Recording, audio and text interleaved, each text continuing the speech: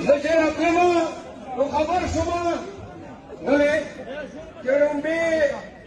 جكم شاديال جاغا ماركي جكم زي فنكشن وال ده تالي لگه ولي بي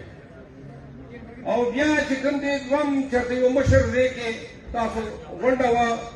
هغه دې پولیس راغی او دا مرسي یوړي خما دا وی چې د سرو ماتې زوبا او دا کنونشن بکوو ان شاء الله او تاسو ثابت کړئ چې پښتانه یو نران یو تکړه یو نن دلته ناست یو او چې کوم خلکو دا خوبونه لیدل چې کوم خلک کوي چې په خیبر په پښتونخوا کې به موږ پیټیای ته یو هم کامیابه کنونشن اجازه نکوو راشئ وګورئ دا دوره په زراو خلک چې نن ناست ستاسو تکړهتوب مېړانې ته دا یګردید یو د تاسو اتحاد ته ما سلام پښتنو پدرې خبرې واورئ زه نه پوهېږم چې د دې سپۍ د کوتک نه پښتون څنګه په یارېدا شروع شوي د دې سپۍ د کوتک د لاسه زما د ډنډې ایستلو حق یا زما په خپله حجره کې کنونشن کولو حق څنګه څوک اخیستی شي څنګه څوک ما کور ته ما کالې ته د بې وارۍ بغیره زما پرده ماتولی شي تاسو وینئ چې نن وخت په پاکستان کې داسې یو قیامت راغلی دی داسې د ظلم او د جبر دور دی چې دند سړی په یو باندې درې نیم شله کالو په عمر کې چې پیدا شوي دي او دا ټول عمر یې ستاسو